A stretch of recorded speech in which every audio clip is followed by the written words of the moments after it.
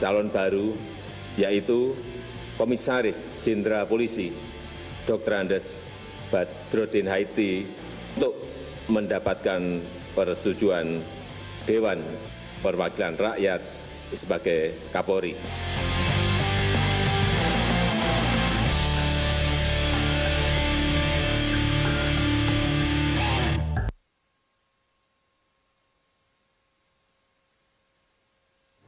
Presiden Joko Widodo akhirnya bersikap dengan tidak melantik Komjen Pol Budi Gunawan sebagai Kapolri. Sebagai gantinya, Jokowi mengusulkan Komjen Pol Badrodin Haiti sebagai calon Kapolri baru. Sementara terkait dengan nasib dua pimpinan KPK yang sudah menjadi tersangka, Jokowi akan memberhentikan sementara dan mengangkat 3 pelaksana tugas untuk menjalankan tugas pimpinan KPK. Apa efek dari solusi Jokowi terhadap institusi Polri dan KPK ke depan? Kita akan mendiskusikannya langsung dengan mantan penasihat KPK Abdullah Heha Mahwa, anggota Tim Independen Bambang Widodo Umar, dan turut bergabung nanti Asisten Operasional Kapolri Irjen Polisi Arief Wahyunadi.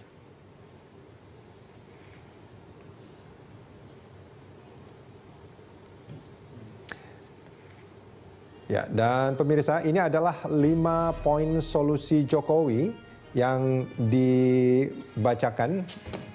Yang pertama adalah mengajukan Kapolri baru, Komjen Pol Badrodin Haiti yang sekarang sebagai pelaksana tugas Kapolri. Kemudian meminta Komjen Budi Gunawan tetap berkontribusi agar Polri semakin profesional dan dipercaya masyarakat.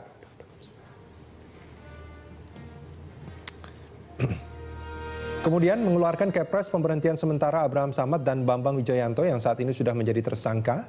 Dan kemudian mengeluarkan Perpu untuk mengangkat pimpinan sementara KPK tanpa seleksi. Ada 3 orang yang diangkat, di antaranya adalah Taufikur Rahman Ruki, Indriarto Seno Aji, dan juga Johan Budi. Dan untuk mengangkat mereka, Presiden mengeluarkan Kepres.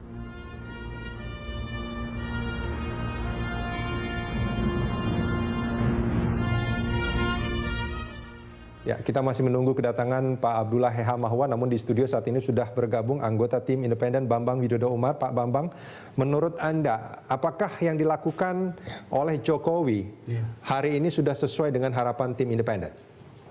Ya, kalau kita melihat ke belakang proses kontradiksi atau tarik-menarik yang demikian kuat, saya pikir dengan masukan-masukan yang disampaikan dalam rekomendasi ada 7 poin, ya setidaknya diakomodir oleh beliau. Diakomodir? Iya. Ini kalau bilang setidaknya artinya tidak semuanya diakomodir? Ya ada, tetapi hampir sebagian besar diakomodir. Salah satunya adalah yang penting tidak melantik Komjen Pol Budi Gunawan. Kemudian juga memilih calon baru untuk segera membenahi Polri maupun di KPK juga PLT itu. Siapapun calonnya tidak masalah ya? Tidak masalah. Yang penting tidak Komjen Pol Budi Gunawan. Terus untuk yang di KPK siapapun, yang penting itu harus segera diberhentikan yang menjadi tersangka. Bukan begitu. Kita menyatakan bahwa proses di dalam rangka pidana yang dikenakan kepada mereka-mereka itu perlu dikaji secara lebih benar gitu ya. Kemungkinan ada kekurangan kan sangat mungkin. Nah inilah permasalahan yang kemungkinan setelah pelantikan nantinya juga akan terjadi kemungkinan hal itu. Nah kalau ini tidak didudukkan dalam proses penyelidikan atau penyidikannya yang benar, baik di kepolisian maupun di KPK, kemungkinan tadi bisa jadi benturan lagi. Nah dengan adanya keputusan Presiden Jokowi ini, setidaknya ada slowdown dan ada suatu proses yang lebih tenang, lebih arif di dalam rangka mengusut ataupun menyelidiki kasus-kasus yang sedang berjalan tadi. Kenapa menurut Anda itu bisa terjadi? Artinya ada slowdown, ada ketenangan dalam proses penyidikan di kedua institusi ini. Kalau ini putusan yang diambil. Inti persoalan kemarin itu kan sebetulnya diusulkannya Komjen BG sebagai calon Kapolri yang ada embel-embel tersangka.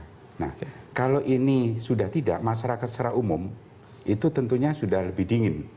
Nah, di sisi lain memang ada mungkin dari DPR atau mungkin jadi kepolisian, jadi ada ya sedikit masih belum puas lah. Tentu keputusan Pak Presiden tidak bisa memuaskan semuanya. Saya lihat ini jalan tengah. Nah, dengan adanya salah satu pihak yang sedikitnya ada slowdown, di sisi lain juga tidak menanggapi terlalu serius, barangkali proses ke depan ini akan lebih kondusif untuk penyelesaian itu. Ya, maksudnya Pak Bambang begini, bagaimana Anda bisa berpikir bahwa dengan tidak dilantiknya Komjen Pol Budi Gunawan, terus juga dengan ada Perpu untuk pelaksana tugas pimpinan KPK, bagaimana apa yang terjadi saat ini bisa menjadi slowdown gitu? Apa yang terjadi saat ini? Ini kan ada pimpinan KPK yang secara tiba-tiba dijadikan tersangka, penyidik KPK ada 21 orang itu juga diduga punya senjata ilegal. Ini kan sebuah proses yang luar biasa gitu dalam rentang waktu yang begitu singkat. Nah, bagaimana menurut Anda proses ini bisa menjadi lebih tenang di kedua instansi ini dengan tidak dilantiknya Komjen Pol Budi Gunawan? Ya. Ada beberapa bidang kalau kita analisis ya, mengapa kondisi ketegangan ini terjadi. Pertama, masyarakat umum atau kelompok-kelompok tertentu yang partisipasinya ke KPK itu tidak menghendaki juga tentunya. Nah, ini terpenuhi. Di sisi lain juga kalau kita perhitungkan DPR ataupun juga kepolisian yang meskipun sudah dinyatakan tidak sebagai tersangka tetapi tidak dilantik, tentunya juga masih ada merasa belum puas gitu ya. Tapi dua ini kalau tidak dibenturkan, ini kan berbeda. Tapi kalau masyarakat membentur terus bertentangan akan jadi ketegangan itu menurun kalau tidak ada lawan untuk berbenturan. Nah, masyarakat, artinya kalau masyarakat lebih elastis saat ini tidak akan terjadi bentrokan yang parah seperti itu ya. Paling ini nanti dalam konteks politiknya saja. Tetapi masyarakat sudah setidaknya tidak antipati dengan tekanan-tekanan bahwa Pak BG ini jangan dilantik begitu ya. Gitu. Anda melihat bahwa apa yang dilakukan oleh Pak Jokowi saat ini adalah memang untuk memenuhi harapan masyarakat? Oh tidak. Tadi saya katakan jalan tengah ini ya. Jalan tengah maksudnya gini, toh di KPK sendiri ada yang dikenakan sebagai tersangka. Itu juga berat loh. Sekian orang ditersangkakan. Ini juga sebetulnya memperlemah. Tetapi Pak Jokowi mencoba mengatasi dengan nanti BLT. Apakah itu memuaskan? Saya kira juga tidak puas dari orang lingkungan KPK. Karena nanti untuk meneruskan kasus-kasus yang sudah antri untuk dibongkar dengan pimpinan yang baru, ini memerlukan suatu adaptasi juga. Lagi, mulai dari awal lagi ya. Nah, ini juga tentunya tidak memuaskan juga. Di kepolisian sendiri dengan adanya Pak BG yang belum dilantik atau tidak dilantik, ini juga tentu ada kelompok-kelompok ya merasa kurang puas gitu. Iya, apalagi kalau kita melihat pas pra-peradilan kemarin itu Pak Bambang, itu kan gimana banyak sekali aparat kepolisian yang bahkan bersujud syukur gitu dengan dicabutnya status tersangka Pak Komjen Pol Budi Gunawan. Artinya banyak orang yang sangat mengharapkan Komjen Pol Budi Gunawan di institusi Polri agar dia menjadi Kapolri sebetulnya. Iya betul, memang ada. Tetapi adanya kan tidak seluruhnya. Ada yang tidak juga. Jadi 50-50 lah. 50-50. Kalau dihitung tuh polisi di Jakarta dan polisi di daerah kan banyak yang di daerah. Yang di daerah saya kira tidak terlalu besar.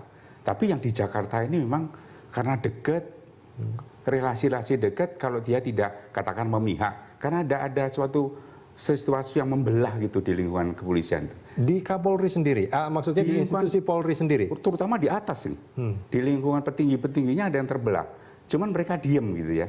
Mereka tidak memunculkan suatu tindakan-tindakan yang dramatis atau tindakan yang reaktif gitu. Tapi diemnya ini kan juga merasa ada tidak terpenuhi begitu. Yang kelompok sekiranya dengan orientasi Pak BG tidak dilantik ini kan merasa sebetulnya sedikit. Ada juga ya, bahkan banyak di tingkat Mabes. Ada. Kalau dikatakan banyak saya tidak bisa mengukur ya, tetapi ada. Tapi ada juga yang mereka juga tidak menghendaki, itu ada juga. Jadi mereka diam ini karena ingin menunjukkan bahwa sebetulnya di dalam institusi Polri meskipun ada perbedaan, tapi mereka ingin memperlihatkan ke masyarakat bahwa Polri itu sebetulnya tetap solid. Gitu. Iya. Apalagi dengan adanya Kapolri baru, kalau sudah sah nanti kewenangannya itu lebih kuat gitu. Jadi kalau ada sesuatu yang menyimpang kayak kemarin, misalnya gerakan-gerakan yang seakan-akan di luar komando, itu bisa dikenakan subordinasi atau pembangkangan gitu. Nah itu bisa dituntut. Dan itu yang dijadikan salah satu visi misi oleh Pak Badrodin Haiti kalau seandainya memang nanti disetujui oleh DPR. Tapi saya yakin bahwa di lingkungan Polri itu kalau sudah formal biasanya ya nggak terlalu banyak neko-neko. Kalau kemarin tuh dalam keadaan goncang, jadi mencari jalan sendiri-sendiri gitu. Dan menurut Anda Pak Badrodin Haiti mampu melakukan itu?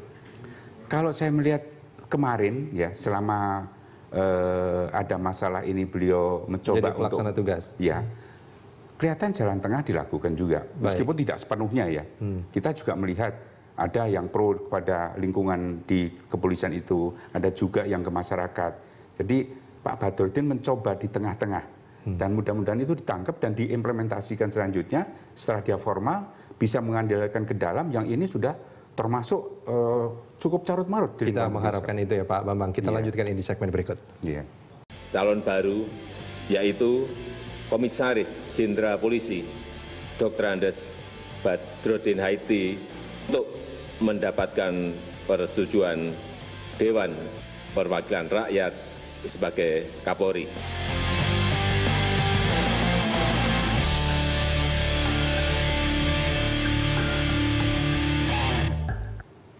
Efek solusi Jokowi kita lanjutkan dan saat ini sudah bergabung di studio Pak Abdullah Hamahua dan melalui sambungan telepon ada Arif Irjen, ada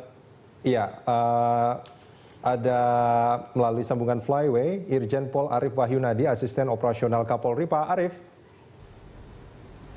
Selamat malam. Selamat malam Pak Arif. Di studio kita ada Pak Abdullah Hamahua dan Pak Bambang Widodo Umar, Pak Arif ya. Pak Arif, ini apa tanggapan Polri terkait putusan Presiden?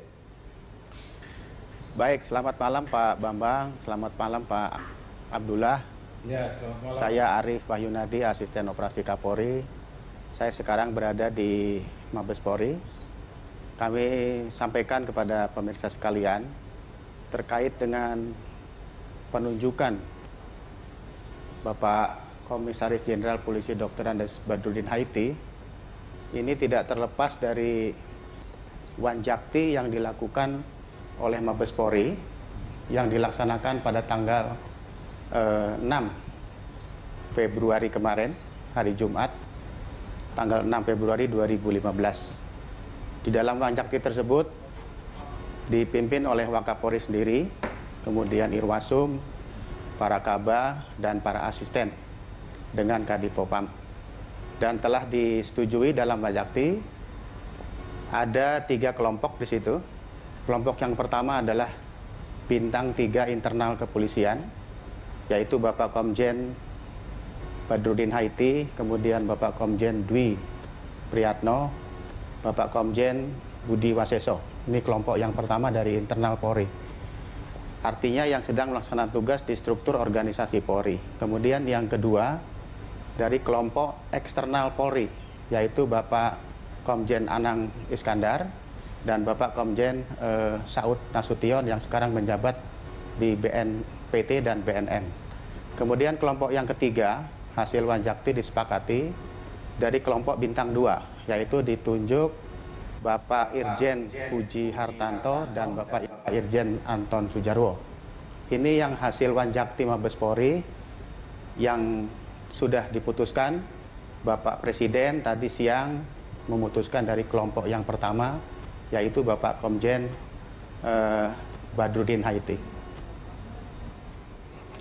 Ya Pak Arif, ini artinya memang putusan Presiden sudah sesuai dengan harapan dari wanjakti Polri sendiri ya?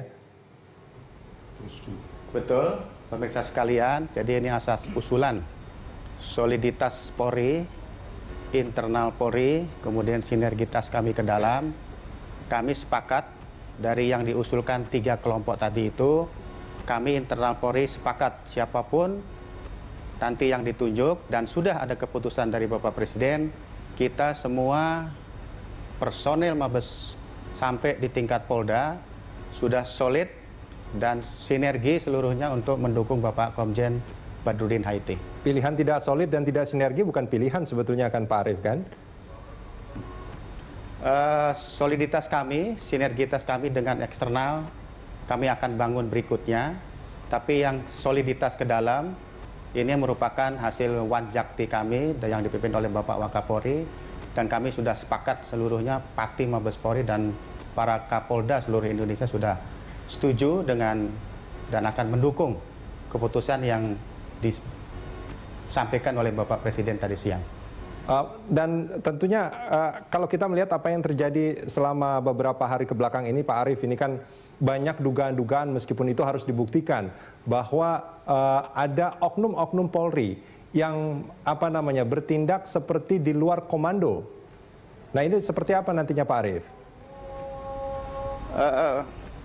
Kami ingin menyampaikan dulu kepada pemirsa sekalian, sebelum kami menjawab tindakan-tindakan oknum kepolisian di luar struktur, kami ingin menyampaikan bahwa ini adalah sejarah bagi Polri. Jadi kalau saya berbicara sejarah, ini menjadi catatan kami. Polri sekarang ada ini tidak terlepas dari era revolusi yang lalu, di mana pada saat era revolusi itu ada tokoh polisi senior yang namanya Ibtu Muhammad Yasin. Ibtu Muhammad Yasin adalah tokoh Polri yang berani memproklamirkan dengan kata-katanya sebagai berikut: untuk bersatu mempertahankan kemerdekaan Republik Indonesia. Dengan ini saya nyatakan polisi istimewa adalah polisi Republik Indonesia. Itu terjadi pada tanggal 19 Agustus 45. Jadi karena proklamasi inilah sekarang Polri ada. Ini adalah semangat perjuangan senior-senior kita yang diawali dengan di era revolusi. Oleh karena itu, semangat itu tidak terlepas keberadaan kami sekarang. Soliditas Polri, kemudian sinergitas dengan eksternal dan profesional. Inilah nanti program yang akan diangkat oleh Bapak Komjen Badrudin Haiti tentang soliditas, sinergitas, dan profesionalisme. Ya. Nah, oleh karena itu, apabila ada oknum-oknum yang melakukan tindakan di luar prosedur, kami sudah sepakat, Bapak calon Kapolri, Bapak Komjen Badrudin Haiti sudah mengambil arahan-arahan, sudah mengambil langkah-langkah, dan ini tidak akan terjadi lagi. Kalau kemarin menurut informasi atau dugaan-dugaan orang ada kejadian-kejadian itu dilakukan oleh oknum-oknum yang sudah termonitor oleh pimpinan Polri juga, dan sudah diambil langkah-langkah oleh Bapak Wakapolri yang sekarang menjadi calon Kapolri. Dibentuk tim gabungan antara Bareskrim dengan Propam. Oleh karena itu akan diambil tindakan-tindakan lebih lanjut sesuai dengan aturan dan perundang-undangan yang berlaku. Baik. Ya Pak Arief, ini jangan sampai, ini kan Polri kan mestinya menjadi pelindung dan pengayom masyarakat Pak Arief. Tapi justru yang dirasakan masyarakat malah jadi merasa merasa tidak aman, merasa terancam dengan keberadaan oknum-oknum ini Pak Arief Wahyunadi. Nah, ini harapannya tentu Propam dan juga Bareskrim ini bekerja, ya mungkin harapan kami ini lebih serius, lebih concern, lebih bisa membuktikan bahwa Polri itu memang sebagai lembaga yang akan melindungi dan mengayomi Pak Arief. Saya tegaskan kembali kepada pemirsa sekalian yang menyaksikan berita Satu Televisi ini, kami atau saya sebagai asisten operasi tentunya mengelola dan membantu Kapolri dalam bidang operasional. Pengerahan kekuatan, personil, peralatan-peralatan, dan kemampuan yang adalah merupakan tanggung jawab saya sebagai asisten operasi Kapolri. Oleh karena itu, saya ingin menyampaikan pada seluruh masyarakat, tidak usah terprovokasi dengan isu-isu yang berkembang, seolah-olah ada konflik antara KPK dengan Polri. Saya tadi malam sudah menyampaikan dan memberikan kepastian bahwa itu tidak ada konflik antara KPK dengan Polri. Yang adalah proses penegakan hukum. Jaminan keamanan akan diberikan oleh Mabes Polri sampai ke tingkat Polda, Polres, sampai dengan Polsek. Dengan demikian, proses-proses yang sedang berlangsung tetap kita hargai sebagai proses hukum yang harus kita hargai, keputusan hukum yang harus kita hargai, dan Polri pun sebagai aparat penegak hukum akan patuh pada hukum, dan reformasi yang sekarang sudah berjalan sekian tahun, Polri juga membangun itu. Dan kami akan patuh dan taat pada semangat reformasi, salah satunya yang dibangun di kepolisian adalah patuh dan tunduk pada perundang-undangan peradilan umum. Oleh karena itu apabila ada oknum-oknum yang mengganggu ketertiban umum yang dilakukan oleh anggota Polri, pimpinan Polri nanti terpilih Bapak Badrudin Haiti tidak akan segan-segan untuk mengambil tindakan. Baik, kita dukung itu Pak Arief Wahyunadi. Pak Arief, terima kasih banyak sudah bersama kami. Terima kasih. Calon baru yaitu Komisaris Jenderal Polisi Dr. Andes Badrudin Haiti untuk mendapatkan persetujuan Dewan Perwakilan Rakyat sebagai Kapolri.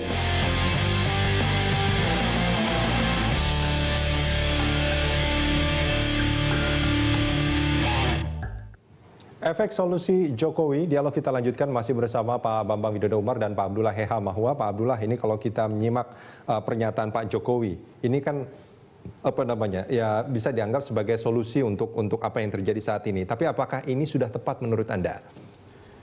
Ya, memang ditinjau dari beberapa aspek. Paling tidak antara ketegangan antara kepolisian dan kejaksaan mungkin agak menurun beberapa derajat. Kejaksaan maksudnya KPK? Kepolisian dengan KPK. Itu agak menurun beberapa derajat, tetapi belum tuntas. Belum tuntas? Belum tuntas, karena kita tahu ada cicak buah jilid 1, jilid 2, jilid 3. Artinya pernyataan Jokowi hari ini tidak bisa dianggap sebagai obat dari masalah yang terjadi saat ini, tapi itu bisa dijadikan sebagai apa? Kalau maraton ini baru startnya seperti itu. Jadi kalau misalnya orang sakit, indikatornya itulah sakit kepala. Lantas orang ambil obat untuk menghilangkan sakit kepala, tapi penyakitnya kan tidak. Penyakitnya kan tidak. Itu perlu. Jadi harus mencari apa sumber penyakitnya itu, akarnya itu. Itu yang disembuhkan, sehingga tidak perlu minum obat sakit kepala dan seterusnya. Artinya Anda ingin mengatakan apa yang dilakukan oleh Jokowi saat ini hanya sekedar menghilangkan dampaknya, gejalanya saja, tapi penyakitnya itu tidak selesai. Kalau Anda baca di media sosial atau kalau saya talk show di radio atau semacam itu masuk MS atau suara atau media sosial, itu 60-70% itu memihak KPK. Tapi kan ini problem, kalau ada satu lembaga hukum dianamaskan, satu lembaga hukum dianatirikan, ini kan tidak bagus bagi masyarakat kita. Nah, mestinya kan itu harus seimbang kan, sinergik. Nah, oleh karena itu maka ini kan yang menganamaskan kan masyarakat sebetulnya. Nah, justru itulah. Seharusnya kan masyarakat menganamaskan semua lembaga penegak hukum. Tapi ini berat sebelah. Tapi gimana masyarakat menganamaskan semuanya kalau apa yang mereka lakukan lembaga-lembaga itu kepada masyarakat? Nah, itu tidak sesuai dengan harapan masyarakat. Itu yang saya maksud, supaya lembaga penegak hukum yang seakan-akan dianatirkan itu menampilkan diri bahwa mereka berhak untuk dianamaskan seperti lembaga penegak hukum yang lain. Nah, merefleksi diri. Iya, merefleksi diri. Kenapa kita kurang disuka? Kenapa? Perbaiki seperti itu. Nah, Pak Widodo, saya punya 2 adik ipar. Saya sering katakan 2 adik ipar kandung saya itu polisi. Jadi saya tahu. jadi saya tahu, meskipun cuma yang merah itu ya. Tapi saya tahu. Jadi saya pikir, waduh, gimana ini? Sehingga tadi itu apakah melalui proses pendidikan, proses rekrutmen, reformasi birokrasi ini kan sejak 2005 KPK kampanyekan itu kan SDM, remunerasi, IT, pengelolaan aset negara. Nah, SDM ini yang menentukan, the man behind the gun kan. Bagaimanapun canggihnya senjata, kalau manusianya seperti itu juga problem, sehingga bagaimana jangan-jangan bisa nembak teman sendiri ya kalau the man behind the gun-nya itu. Ini Pak Bambang, mungkin apakah memang seperti ini permasalahan yang terjadi? Iya. Jadi kenapa sih kok sampai ada perwira ataupun perwira tinggi yang sampai ada saling curiga atau saling cemburu itu ya. Bahkan kemarin ada yang nyebut ada pengkhianat di internal Polri loh. Nah, itu kan ada ya fakta begitu ya. Sumbernya adalah seperti itu kan Pak Harno.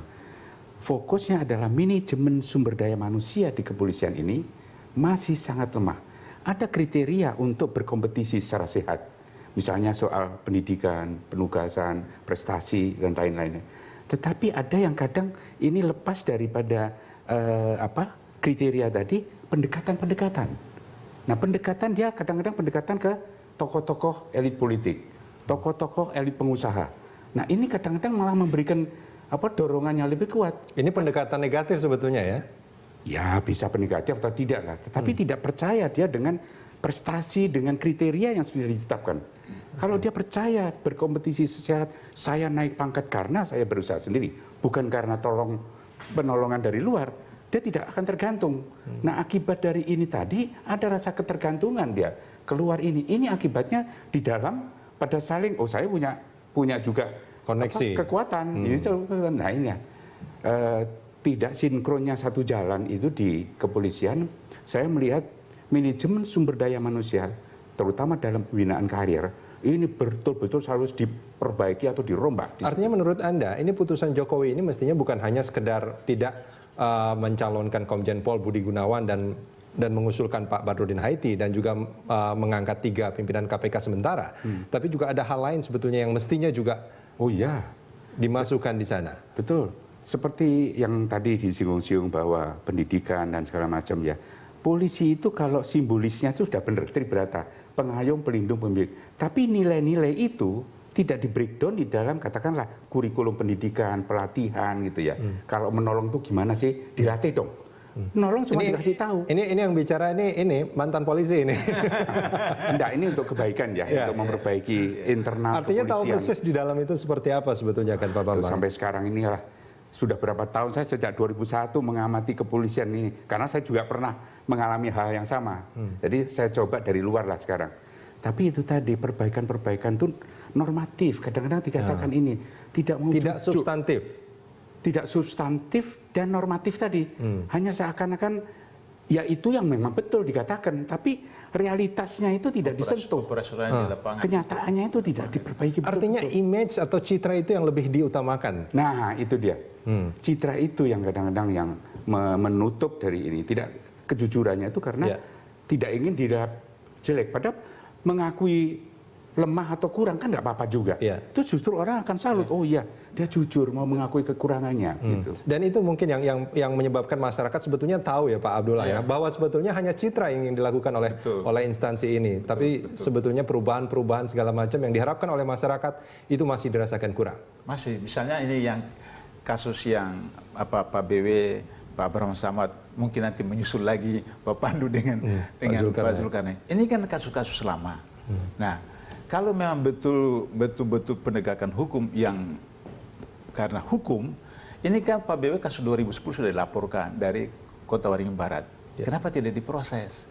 Pak Abraham Samad itu 2007 samanya Pak Zulkarnain. Padahal tahun 2011 tim sel KPK itu sudah meminta catatan dari Polri. Betul. Kenapa itu tidak diungkap? Ini yang istilah saya, mereka tahu tapi ini disimpan sebagai bom waktu yang sewaktu-waktu ketika diperlukan dijadikan bargaining position. Nah ini kan tidak fair, berarti persoalan kita sekarang adalah persoalan hukum dibawa ke arena politik. Nah itu problem. Ketika persoalan hukum dibawa ke arena politik, maka kepentingan politik. Kepentingan politik itu ya mereka yang berada di lembaga politik, di mana lembaga politik itu juga seperti kata Pak Dulu tadi, terlepas daripada pengusaha. Karena kos politik kita itu tertinggi di dunia saya kira. Kos politik tertinggi. Ada yang 6M pemilu kemarin ini, 6M caleg, tidak terpilih. Ada yang di Jawa Tengah itu 700 juta untuk DPRD tingkat 2, tidak terpilih, ditagih utangnya, dia datang ke Jakarta, nginap di Masjid Sunda Kelapa, dia dagangkan, tawarkan ginjalnya untuk bisa dijual supaya itu. Jadi kos politik kita terlalu tinggi. Sehingga akhirnya kemudian partai-partai itu berusaha untuk bagaimana mendapatkan income, duit. Sehingga kemudian menggunakan eksekutif, menggunakan yudikatif, menggunakan penegak hukum untuk bisa, untuk kepentingan. Anda ingin mengatakan bahwa untuk menyelesaikan masalah yang saat ini antara KPK dan Polri, ini bukan hanya diselesaikan secara hukum saja, tapi juga harus diselesaikan dari sisi atau aspek yang lainnya. Itu yang ingin Anda katakan. Komprehensif memang, komprehensif. Karena itu tadi kenapa saya katakan pendidikan, SDM. Karena dari pendidikan itulah, saya berikan contoh Mas, saya masuk Jakarta tahun 75. Terus saya keluar dari Jakarta 85, saya kembali lagi 99. Banjir di Kali Ciliwung itu tetap saja. Supir angkot, supir bis tetap saja seperti itu. Padahal itu kan mungkin anak cucu mereka yang tinggal di Kali Ciliwung itu. Artinya pendidikan kita tidak merubah perilaku. Baik. Itu persoalannya. Itu persoalannya. Kita akan sambung ini di segmen berikut nanti Pak Abdullah dan Pak Bambang. Calon baru yaitu Komisaris Jenderal Polisi Dr. Andes Badrodin Haiti untuk mendapatkan persetujuan Dewan Perwakilan Rakyat sebagai Kapolri.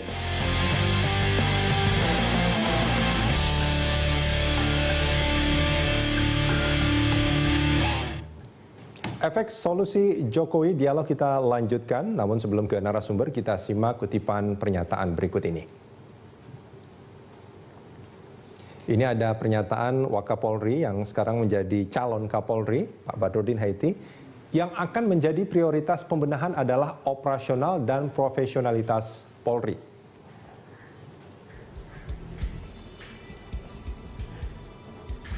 Ya, dan ini Ketua DPR Setia Novanto mengatakan, saya menghormati Presiden yang sudah mengambil sikap.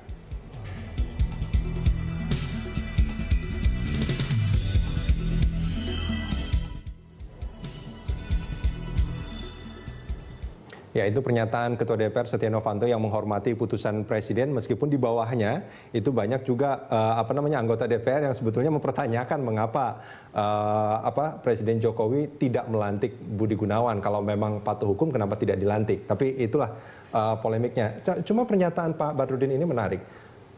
Akan fokus pada operasional dan profesionalitas, Pak Bambang. Apakah memang ini dua masalah yang mengakar di institusi Polri? Memang begini ya, kalau kita melihat kondisi Indonesia dalam keamanan dalam negeri kan belum kondusif ya. Konflik ada, kriminal juga terus naik terus ya. Namun di dalam rangka bagaimana operasional itu diterapkan, polisi kan tidak kerja sendiri. Ada polisi Pamong Praja, ada Satpam, ada polisi khusus, ada Koramil dan macam. Bagaimana Polri? Yang salah satu yang penting juga masyarakat sebetulnya Pak Bambang. Masyarakat juga, ya. Ini kan Polri mampu mengkoordinasikan secara sistemik. Jadi kerja jangan sendiri-sendiri dong. Kalau kerja sendiri-sendiri pasti jebol juga. Ya. Tapi kalau sistemik, ya integrated, mampu membuat konsep itu, maka akan tertutup. Saya tidak mengatakan zaman Orde Baru dulu lebih baik ya. Dulu itu zaman Orde Baru integrated betul. Antara polisi dengan Polsus, dengan Satpam dan macam-macam itu integrated. Sistem pengamanan kota itu bersama-sama dengan militer. Ya. Sebetulnya sistem itu baik. Asal tidak dipolitisir aja lah. Nah ini belum ditata oleh kepolisian. Masih sendiri-sendiri. Kalau kerja sendiri-sendiri ya begini. Kerja sendiri-sendiri begini jadinya? Sektoral, iya. Ini kenapa menurut Anda hal itu terjadi? Apakah karena ego sektoral atau mereka merasa lebih baik mungkin daripada sebenarnya gini ya, lembaga yang lain atau apa sebetulnya? Kalau Polri sudah diserai dalam undang-undang itu sebagai suatu penanggung jawab keamanan dalam negeri. Maka bagaimanapun juga mengkoordinasikan secara sistemik, saya katakan. Sistemik itu saling terkait, saling tergantung. Ya. Kalau ada kerjaan apalah, keamanan kecil bagaimana satu sama lain. Nah ini konsepsinya belum ada. Kalau konsepsi itu ada, dan itu dipatuhi, dijaga ketat oleh kepolisian, di dalam menanggulangi sesuatu, semuanya masalah, maka mungkin akan tertutup. Narkotika atau orang asing yang nakal di Indonesia ataupun tapi sampai sekarang itu justru Pak semakin bukan hanya belum, kalau saya melihat datanya mungkin bahkan semakin parah kalau apa yang terjadi seperti sekarang ini, benar nggak Pak Bambang? Betul juga kalau Pak Kapolri menetapkan operasional itu betul. Artinya jangan pembenahan hanya polisinya saja untuk bekerja itu, tapi integrated. Nah, sistemnya yang karena ini kebijakan strategik kan, bukan pikiran harian yang teknis-teknis. Ya. Atau mungkin Pak Bambang karena pengaruh waktu Orde Baru di mana polisi bagian dari militer, sehingga perasaan bahwa itu seperti komandan memerintah seperti itu masih berlanjut, berkuat dan tidak merasa sebagai pelayan publik, sebagai pengayom masyarakat seperti itu, sehingga itu sebab saya punya pengalaman waktu di Malaysia Pak Bambang, itu ada anak-anak sekolah yang baru pulang dari sekolah terus merokok, itu polisi ambil terus antar ke rumah orang tuanya. Ini anak ini merokok, dia tidak boleh merokok, masih sekolah menengah itu. Diantar itu. Sehingga kemudian orang tua langsung. Jadi bagaimana pengayoman kepada masyarakat dalam hal-hal yang paling kecil. Itu bukti mengayomi itu ya. Mengayomi. Atau misalnya kalau di kampung buat orang Islam kalau maghrib terus masih main bola macam di kampung saya itu. Terus ini maghrib pulang macam itu. Jadi pengayom masyarakat itu untuk semua aspek kehidupan. Sehingga tadi Anda katakan masyarakat merasa nyaman, merasa aman, merasa terayomi kalau berhubungan dengan polisi. Kalau sekarang malah di kampung katakan kalau kambing ekor hilang dilaporkan, kerbau yang ikut hilang. Makanya mungkin sebagian masyarakat sekarang kalau ada polisi bukannya didekatin ya, malah kalau bisa menghindar kita ketemu sama polisi. Was-was gitu ya. Was-was. Gitu. Ya ini harus dirubah. Jadi sikap perilaku yang katakan militeristik ini betul-betul diubah menjadi polisi sipil. Dia merasa setara dengan masyarakat. Jangan merasa lebih gitu ya. Dalam hubungan dengan masyarakat yang setara, masyarakat akan mendekat. Tetapi kalau merasa, saya punya kewenangan untuk nangkep kamu, masyarakat justru menjauh. Nggak usah ditunjukkan itu, masyarakat sudah tahu kalau polisi itu kerjaannya begitu ya. Nah, nilai-nilai ini yang harus ditanamkan dalam mulai pendidikan, kemudian dalam pekerjaan seharian di kesatuan, itu harus ditanamkan.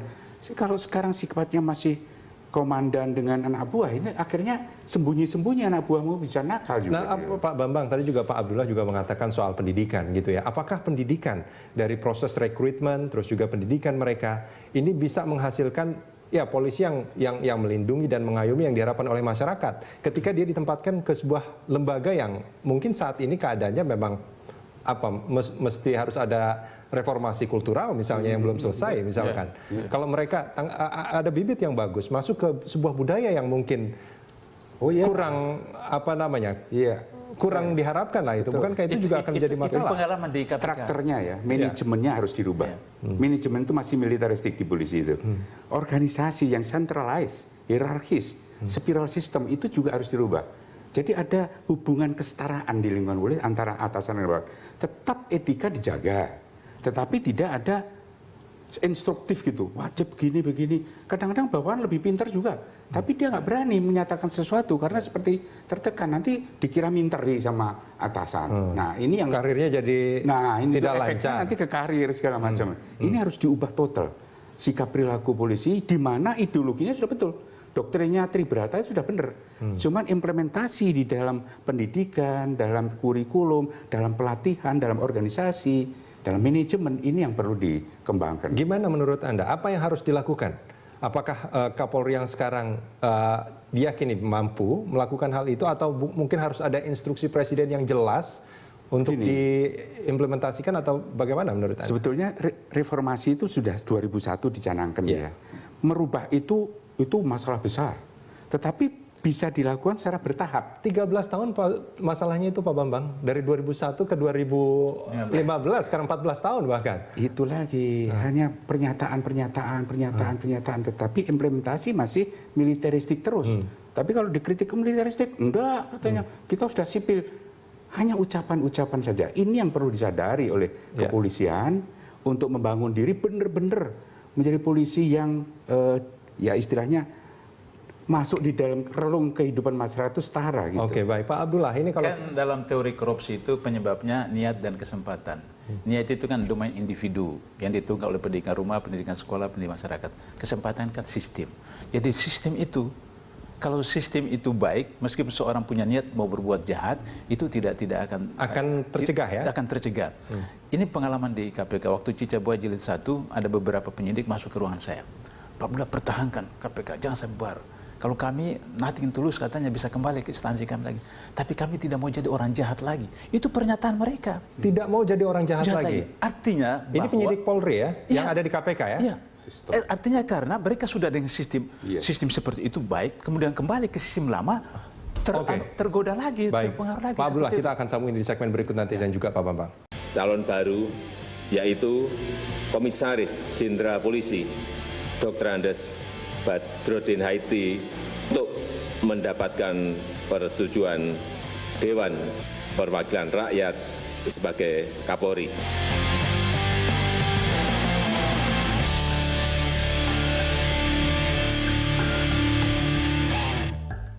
Efek solusi Jokowi, dialog kita lanjutkan kembali dan saat ini kita beruntung sudah bergabung bersama kita dari Menteng, Jakarta Pusat, Wakil Presiden Yusuf Kala, Pak JK.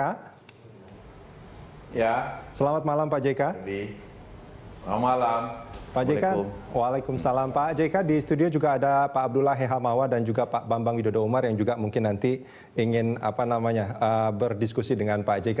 Namun saya awali dulu diskusi ini Pak JK. Ini kalau kita melihat apa yang diputuskan oleh Pak Jokowi. Ini kalau saya membaca pernyataan Pak JK sebelumnya, ini nampaknya tidak sesuai dengan harapan Bapak. Tidak, harapannya gimana?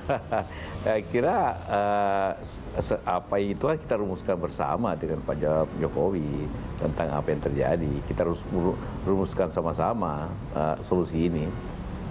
Kemarin kalau saya mengutip pernyataan kalau Bapak menjadi presidennya, Bapak akan melantik Pak Budi Gunawan. Setelah di pra-peradilan ternyata status tersangka Pak Budi Gunawan dicabut. Oh, itu pertanyaan sebenarnya humor daripada wartawan. Kok tidak lantik-lantik? Kenapa Pak lantik? Oh ya kalau saya punya hak ya lantik aja. Tapi kan saya tidak punya hak. Ya artinya itu sesuai apa harapan Bapak itu kan? Tidak, harapan saya tentu ialah bukan harapan, ialah suatu situasi yang aman dan damai serta situasi yang dapat menjadikan bangsa ini kembali selesai persoalan dan kita membangun bangsa dengan baik. Ya. Ujungnya itu. Nah, Pak JK, ini kan sebetulnya apa yang terjadi beberapa hari kemarin, ini kan cukup bikin kisruh lah, bikin masyarakat juga sebetulnya bertanya-tanya bagaimana sebetulnya proses, bukan hanya proses, tapi upaya pemberantasan korupsi di negeri ini menjadi lebih baik, lebih permanen, bukan penegak hukum terus berkelahi dengan penegak hukum yang lain. Nah ini apa menurut Anda yang harusnya dilakukan, Pak JK? Iya, bagaimana semua lembaga yang punya kewenangan untuk memberantaskan korupsi bekerja secara profesional, sesuai tugas masing-masing, dan ada harmoni antara kepolisian, kejaksaan, dan KPK. Karena yang memberantas korupsi kan bukan hanya KPK, jangan lupa itu. Ya. Itu ketiga-tiganya mempunyai kewenangan untuk itu. Jadi ketiga-tiganya mempunyai menjalankan tugas-tugas itu dengan baik. Bagaimana untuk membangun keharmonisan itu, Pak JK? Ya, pertama saling melengkapi, saling menghargai tugas masing-masing, dan juga secara personal, secara orang-orang itu menjalankan secara profesional dengan jujur, gitu kan. Intinya di situ. Kalau ingin menyapu sesuatu yang kotor, tentu juga dengan sapu yang bersih juga kan. Itu selalu diucapkan itu. Ya. Pak JK, ini kalau kita melihat apa yang terjadi kemarin, itu kan keharmonisan nampaknya tidak terlihat, Pak JK.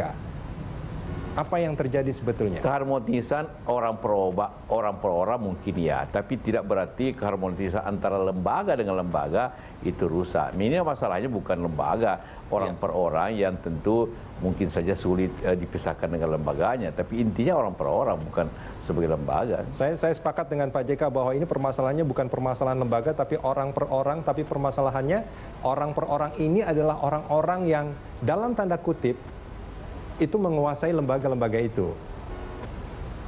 Dan itu menjadi ikon lah di lembaga karena itu saya bilang tadi orang per orang, tapi bagi masyarakat atau kita semua memang agak sulit untuk lembaga itu menjadi tidak mempunyai efeknya. Solusinya apakah pernyataan Presiden hari ini, keputusan Presiden hari ini sudah bisa dianggap sebagai solusi untuk memecahkan apa yang terjadi saat ini, Pak JK? Yang juga didiskusikan oleh Anda juga. Bagi kita semua itu solusi yang baik yang dapat dicapai pada dewasa ini, walaupun juga tidak keputusan itu tidak bisa menyenangkan semua pihak. Pasti ada saja yang tidak senang, tapi bagi kita semua kan keputusan ini harus paling sedikit mudaratnya dan dapat berjalan untuk bangsa ini kan. Baik, Pak JK, ini kalau Anda berseloroh bahwa kalau Anda menjadi presiden, bahwa Budi Gunawan akan dilantik, artinya Anda juga menilai bahwa Pak Budi Gunawan ini kan punya punya kompetensi untuk menjadi seorang Kapolri. Tapi saat ini dikembalikan ke posisi awalnya. Kedepannya akan seperti apa bagi Pak Budi Gunawan ini, Pak JK? Iya, pasti karena Presiden mengajukan itu pasti punya kompetensi sebagai Kapolri, itu jelas itu. Dan dia, Pak Budi Gunawan punya karir yang baik selama di kepolisian kan, seperti itu. Tadi bahwa bagaimana selanjutnya, ya tentu pertama kembali ke status awal, nanti kemudian kita kembangkan pengabdian beliau dan tugas-tugas beliau yang lebih penting pada waktu-waktu yang datang. Dan itu disanggupi dan itu juga menjadi bagian daripada komitmen Pak Budi sendiri, artinya menerima segala keputusan yang diputuskan oleh Presiden. Ya. Nah, kalau Pak Budi Gunawan itu punya kompetensi sebagai Kapolri tapi tidak jadi dilantik menjadi Kapolri, maka posisi sebagai Wakapolri nampaknya menjadi posisi yang paling pas saat ini buat Pak Budi Gunawan ya, Pak JK ya?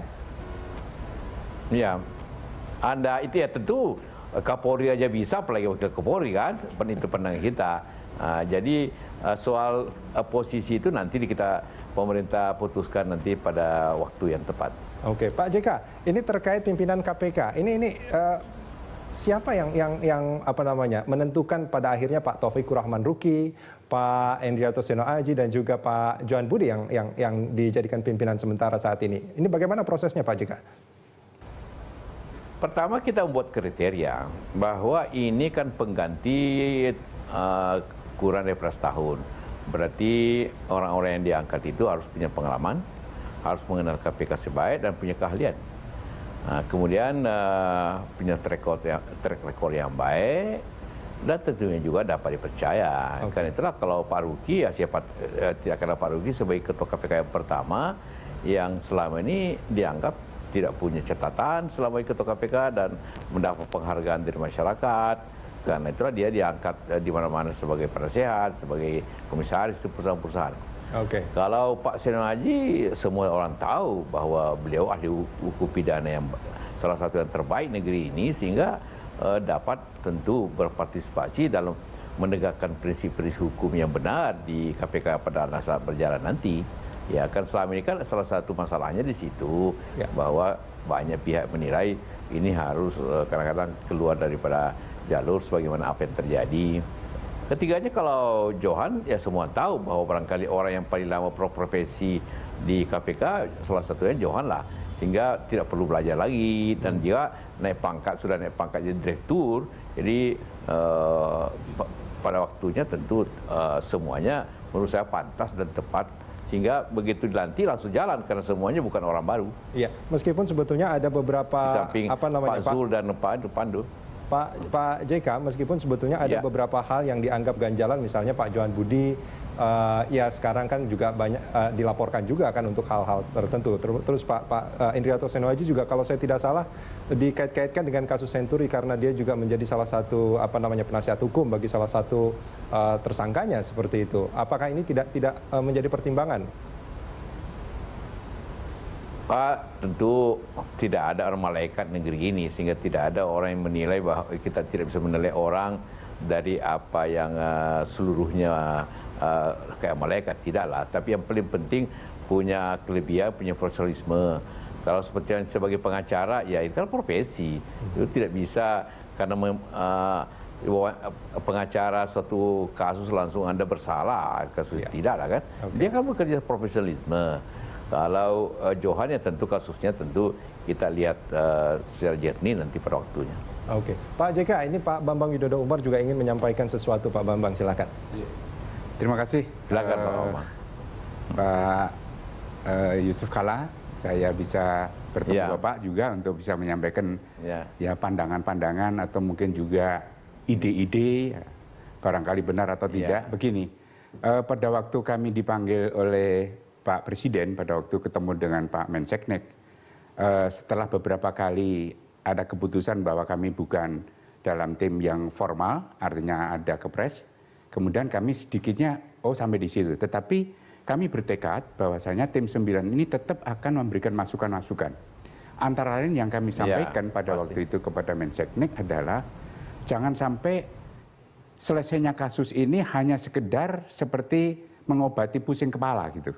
Tetapi karena problem kontradiksi antara Polri dengan KPK ini sudah ketiga kalinya, pada waktu yang pertama adalah Cicak Buaya, Korlantas, dan sekarang ini, saya berpikir pada waktu bagaimana kalau kelembagaan ini dalam konteks kata-kata yang sinergi itu mudah diucapkan, tetapi perlu ditata gitu kelembagaan hubungan antara polisi, KPK, dan kejaksaan dalam konteks pemberantasan korupsi. Nah, menurut pandangan Bapak sebagai wakil dari Pak Presiden, apakah ini diperlukan atau tidak begitu, Pak?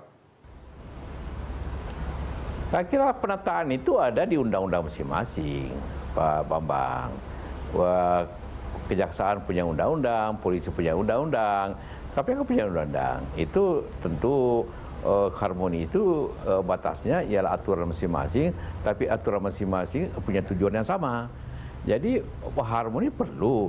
Tapi tidak berarti harmoni itu tidak mengurangi atau apapun aturannya tidak mengurangi perlunya kerjasama saling menunjang satu sama lain untuk buktinya saja. Di KPK kan ada ada kepolisian, ada kejaksaan bekerja di situ.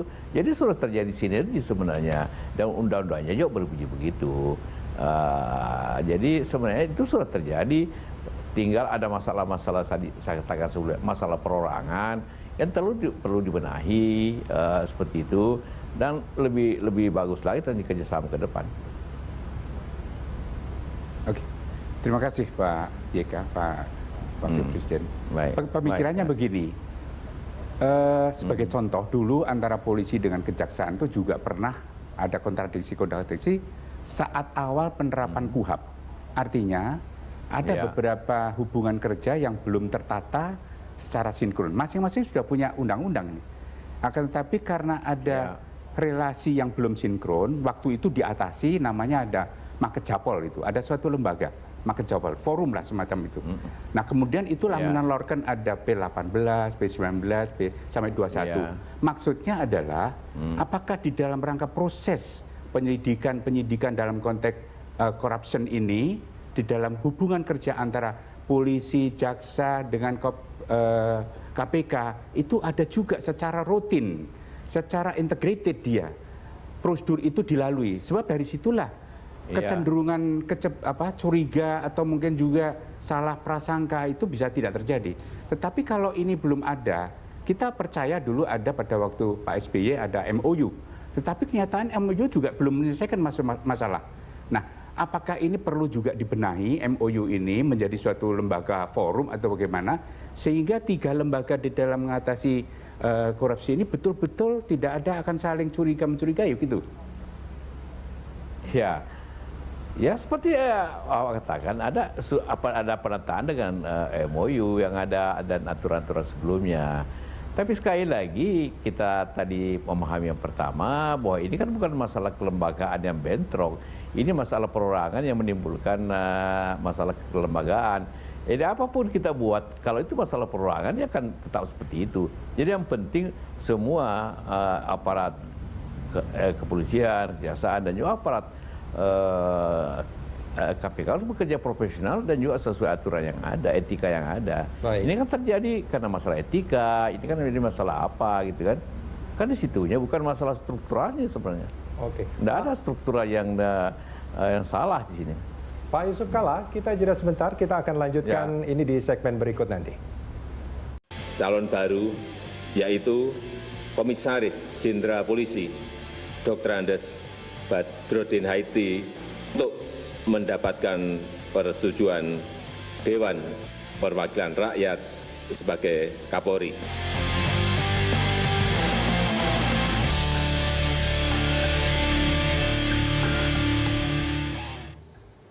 Efek solusi Jokowi, dialog kita lanjutkan masih bersama Wakil Presiden Yusuf Kalla yang saat ini berada di Menteng, Jakarta Pusat. Pak Yusuf Kalla. Ya. Pak Yusuf Kalla, ini kalau kita bicara apa yang terjadi sebetulnya kan ya kita semua berharap ada sinergi, ada harmoni di antara para penegak hukum. Tapi kalau kita melihat apa yang terjadi beberapa hari kebelakang ini kan itu tidak terlihat Pak JK. Faktanya demikian. Kalau misalkan dikatakan bahwa karena ada bukan antar lembaganya tapi orang-orangnya, tapi orang-orang inilah yang menjaga dan menjalankan lembaga-lembaga itu. Bagaimana supaya ini tidak terjadi lagi ke depan Pak JK? Ya karena itulah pimpinan itu kita harus perbaiki ya lebih punya pengalaman, lebih profesional dan lebih mempunyai track record yang baik. Itu salah satunya. Yang kedua juga masing-masing begitu. Karena kalau memang masalah program, maka orangnya harus diganti, bukan sistemnya. Artinya orangnya, sistemnya, sistem perekrutannya di awal itu harus lebih baik. Ya harus lebih baik. Jadi bukan hanya masalah visi misi yang dapat dibuat oleh siapa saja, tapi juga masalah track record, masalah pengalaman, masalah yang wise man yang seperti itu. Itu jangan bagaimana? diandalkan siapa yang baik. Parameternya apa itu Pak kalau kita bicara soal wise man ini? Ya wise man dari track record. Anda tidak bisa lihat wise man daripada masa datang. Apa yang dikerjakan selama ini, apa cukup bijaksana, apa cukup jujur, apa selama ini. Ya. Nah, jadi memang yang begitu harus senior memang. Jadi lepas daripada masalah-masalah dan itu semua hal itu bekerja keras, tidak perlu promosi pribadi kemana-mana kan gitu. Artinya kalau kita bicara soal track record, ada catatan-catatan. Maaf kalau kita melihat ke belakang lagi nih Pak, ada beberapa misalkan pejabat-pejabat atau petinggi Polri yang punya catatan transaksi yang tidak wajar, mestinya ini track recordnya juga tidak bisa diandalkan dong. Transaksi itu yang tidak wajar kan tergantung alasannya. Jangan hanya orang punya transaksi langsung dianggap salah. Akhirnya semua nanti orang miskin aja bisa jadi pejabat karena tidak ada transaksinya. Ya, Pak JK. Nah ini juga ini terkait oke lah kalau di kepolisian kalau tidak ada Kapolri cukup menjadi ada Wakapolri yang menjadi pelaksana tugas gitu. Itu untuk solusi sementaranya. Tapi kalau di KPK ini kita sudah ada 2 kali Pak kejadian pimpinan KPK kosong gitu. Apalagi untuk yang saat ini kan terlalu parah. Apakah mungkin dibuat satu aturan imunitas selama mereka bertugas, misalkan di masa tugas mereka tidak diungkit-ungkit kasus-kasus yang mereka lakukan sebelum mereka menjabat sebagai pimpinan KPK? Itu imunitas kan tergantung perbuatan. Kalau semua imunitas nanti makin mengada-ngada pimpinan itu siapapun. Ya presiden saja, wakil presiden diperiksa oleh KPK. Masa pimpinan KPK tidak boleh diperiksa apa-apa? Ya kan tidak wajar kan. Jadi karena itu dianggaplah jangan berlindung di batas impunitas. Harus berlindung di pada kejujuran. Ya, artinya seperti yang Pak JK katakan tadi kan sebetulnya tidak ada malaikat di dunia ini. Artinya kalau misalkan mereka pernah buat salah sebelum mereka menjadi pimpinan KPK, bukankah ini juga akan mengganggu tugas mereka pada saat menjadi pimpinan? Itulah gunanya dipilih yang baik. Itulah gunanya pastilah. Itu artinya kalau sebelum dia menjabat kemudian ternyata tidak, berarti pasti dia bohong waktu fit and proper. Itu kesalahan pertama, berbohong. Karena pasti ditanya apa pernah berbuat kriminal, tidak. Apa berbuat, tidak. Ya ternyata berbuat berarti sudah jelas dia berbohong, harus dihukum. Nah, untuk mencegah bahwa orang yang berbohong ini untuk menjadi pimpinan KPK mungkin ada baiknya dilakukan tes kebohongan juga pada saat proses seleksi itu mungkin Pak JK ya. Itu masalah teknis lah itu. Ya, Pak JK. Nah, tadi kan juga ditanyakan oleh Pak Bambang Widodo Umar soal perlukah dilakukan sebuah tata kelola yang lebih efisien, yang lebih diakui oleh para penegak hukum, lembaga-lembaga penegak hukum. Sebetulnya kan sudah ada MOU di antara mereka ini, Pak JK. Ini mengapa MOU ini kok nampaknya tidak menjadi solusi landasan untuk mereka menjadi harmoni, Pak JK?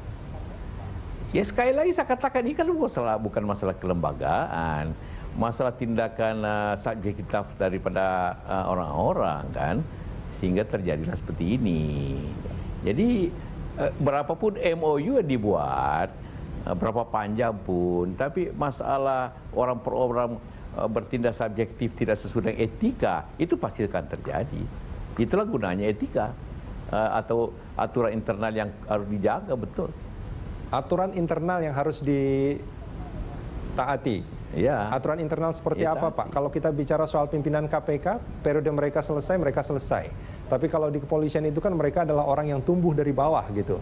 Sangat mungkin ketika mereka besar, menjadi perwira tinggi, bahkan menjadi calon Kapolri, itu juga mereka adalah orang-orang yang sama sebetulnya kan? Bagaimana supaya aturan-aturan internal ini bisa menjadi solusi? Maksudnya aturan internal di mana? Ya, kalau Anda mengatakan bahwa aturan internal itu harusnya menjadi menjadi patokan bagi mereka untuk bertindak.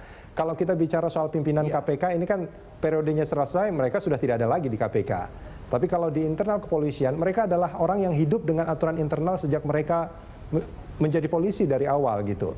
Nah, kalau misalkan ada beberapa ya silakan Pak JK.